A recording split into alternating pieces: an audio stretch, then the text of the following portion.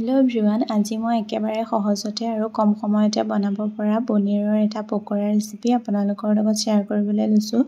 যদি ভিডিঅটো চাই ভাল লাগে হেহত এটা লাইক কৰিবলৈ নাপাহৰিব আৰু তাৰ কাৰণে কি কি ইনগ্ৰেডিয়েন্টছ লাগিব বলক প্ৰথমৰ পৰা দেখাই আছো আপোনালোকক।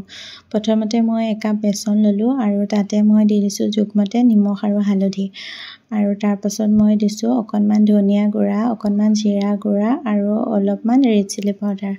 যদিহে জ্বলা বেছিকে খায় তেতিয়া হলে জ্বলাৰ পৰিমাণটো আপোনালোকে নিজে কম বেছ কৰি ল'ব, কাৰণ আমাৰ ঘৰত যেহেতুকে সৰু ল'ৰা ছোৱালী আছে সেইকাৰণে মই অলপমানহে দিছো।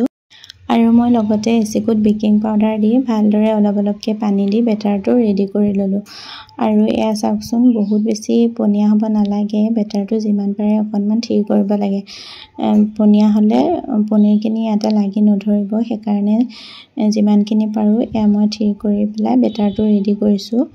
আৰু এয়া দেখিছে নহয় ধুনীয়াকৈ আমাৰ বেটাৰটো ৰেডি হৈ গ'ল। এতিয়া মই এয়া পেকেট পনীৰটো যে আমুলৰ এই পেকেট পনীৰটো লৈছো আৰু ইয়াতে পিচ কৰিব নালাগে, সেইকাৰণে সুবিধাই হয়, ইয়াতে ধুনীয়াকৈ পিচ কৰা হৈয়ে থাকে। তো এইখিনি মই বেলেগকৈ ৰাখিছো পেকেটত থকা, আৰু এয়া বাকিখিনি মই মাজেৰে আকৌ চুৰিৰ সহায়ত পাতলকে ফালি ললো। এইখিনি মই অকনমান বেলেগকৈ বনাম মানে, আৰু আমাৰ ইহঁতকেইটা এনেদৰে খাই ভাল পায়, সেইকাৰণে মই এইখিনি অকনমান বেলেগকৈ বনাম বুলি ভাবিছো।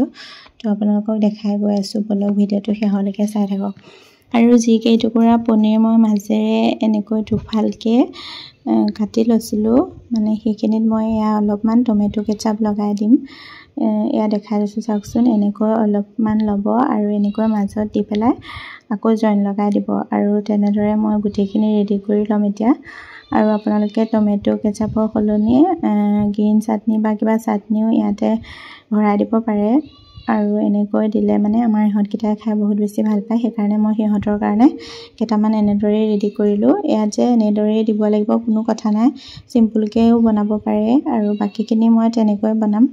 আৰু তাৰ পাছতে মই গেছত এখন কেৰাহী গৰম হ'বলৈ দিলো, আৰু ইয়াতে দি দিলো তেল, আৰু তেলখিনি গৰম হোৱাৰ পিছত মানে মিডিয়াম টু হাই ফ্লেমত এইখিনি মই এনেদৰে বেসন লেটিয়াই পনীৰখিনি অলপকে এয়া ভাজি ল'ম। আৰু এয়া দেখিছে নহয় এটা এটাকে গোটেইখিনি মই দি ললো।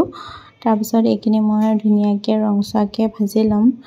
একেবাৰে হাই ফ্লেমতো গোটেইখিনি ভাজিব নালাগে, নহলে বা নিসিজিবও পাৰে, নহলে বা ওপৰটো পটককে মানে ৰংচোৱা হৈ যাব কিন্তু মাজৰখিনি ভালদৰে নিসিজিবও পাৰে, সেইকাৰণে মিডিয়াম টু হাই ফ্লেমত গোটেইখিনি ভাজি ল'ব। আৰু এয়া মোৰ ধুনীয়াকৈ পনীৰ ৰেডি হৈ গ'ল, আৰু লগত লৈ লৈছো মই অকনমান চচ আৰু অকনমান পিঁয়াজ এনেদৰে কাটি ললো। আৰু আপোনালোকে গ্ৰীণ চাটনি হওক বা আবেলিৰ চাহ কাপৰ লগতে হওক এনেদৰে বনাই খাব পাৰে। আৰু এতিয়া যিহেতুকে শাওনৰ মাহ, যিসকলে মাছ মাংস নোখোৱাকৈ আছে বা অকল পনীৰহে খাইছে, বা যিসকলে অকল পনীৰে খাই থাকে তেওঁলোকৰ হয়তো একেটা পদ্ধতিতে পনীৰবোৰ বনাই খাই আমনিও পাব পাৰে। তো তেওঁলোকেও এনেদৰে যদি বনাই খোৱা নাই এবাৰ এই ৰেচিপিটো ট্ৰাই কৰিব পাৰে। তো ভিডিঅ'টো যদি চাই ভাল লাগিলে লাইক এটা কৰি দিব, আৰু সকলোকে বহুত বেছি ধন্যবাদ ভিডিঅ'টো শেষলৈকে চোৱাৰ বাবে।